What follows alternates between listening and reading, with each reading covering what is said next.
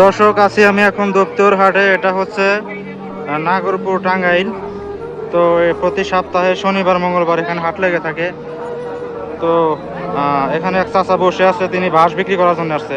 তো চাচার সাথে একটু কথা বলি। আসসালামু আলাইকুম চাচা, কিনে আসছেন বাঁশ? কয়টা আনছেন? একটা। কি বাঁশ এটা? গড়িয়া বাঁশ। এই হাটে কি কি বাঁশ উঠে? কালি যাবা, মালহার, এগুলা কি বাঁশের কুনছি না? বাঁশ এটা কত দাম চাইতেছেন? 250। মোটামুটি কাস্টমার আইছে না তো একজন? দাম হয়েছে কত? 150। কত হলে বিক্রি করবেন?